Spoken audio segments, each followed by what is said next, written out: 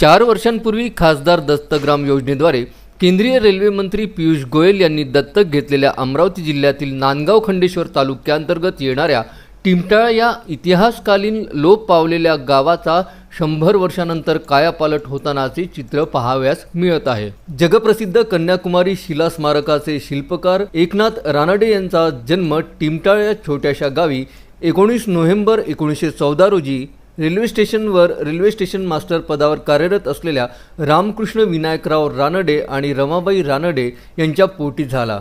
तदनंतर उच्च शिक्षण आणि राष्ट्रसेवेचा ध्यास बाळगत रानडे परिवाराने आपल्या जन्मगावापासून निरोप घेतला। जन्मभूमीचे ऋण फेडण्यासाठी कन्याकुमारी येथील स्वामी विवेकानंद शिला स्मारकाच्या ऐतिहासिक वास्तूवर सिंहाचा वाटा उचलणारे एकनाथजी रानडे यांनी आपल्या जन्मभूमीचे नाव कोरून जगप्रसिद्ध केले। मात्र कित्येक दशकांपासून टिमटाळा हे गाव उपेक्षितच होते। गावात आरोग्य सेवा, रस्ते, पाणी, वीज, रोजगार निर्मिती नसताना टिमटाळा गावाची अत्यंत दयनीय अवस्था झाली।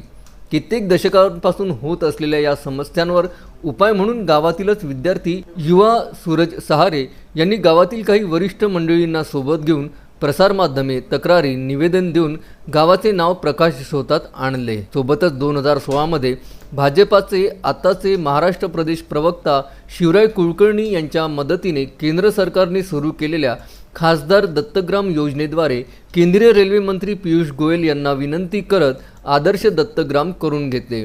त्यानंतर महिनाभरात गावातील कामांची यादी गावकऱ्यांनी गोयल यांना प्रत्यक्षात देऊन त्वरित विकास कामे करण्याचा आदेश संबंधित प्रशासनाला देण्यात आला। त्यांच्या हाकेला प्रतिसाद देत प्रशासनाने कामे मंजूर केली। प्रत्यक्षात कामाला सुरुवात झाली नव्हती। त्यानंतर पुन्हा गावकऱ्यांनी निवेदने, तक्रारी प्रशासनास सादर करून विकास कामे तत्काळ सुरू करण्याची विनंती केली। त्याच अनुषंगाने का होईना टिमटाळा येथील ग्राम सचिवालय पूर्णत्वास येऊन त्या ठिकाणी लाखो रुपये किमतीचे युटिलिटी सेंटर उभारले, जेणेकरून बँक, आरोग्य, महसूल संदर्भातील कामे एकाच जागी स्थिर राहून परिसरातील ग्रामस्थांना सोयीच्या ठरतील। विद्यार्थ्यांसाठी स्वतंत्र अभ्यासिकेचा प्रस्ताव सादर करण्यात आला। सोबतच लग्न, वाढदिवस यासारख्या कार्यक्रमप्रसंगी सभागृहाची स्थापना सुद्धा करण्यात आली।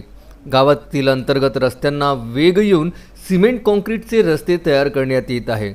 महत्त्वाचे म्हणजे शेती व्यवसाय, पिण्याच्या पाण्याची समस्या लक्षात घेता शेकडो हेक्टर क्षेत्रावरील शेत जमिनीवर लघुसिंचन प्रकल्पाचे काम झपाट्याने होत असून अल्पावधीतच तेही काम पूर्णत्वास येणार आहे।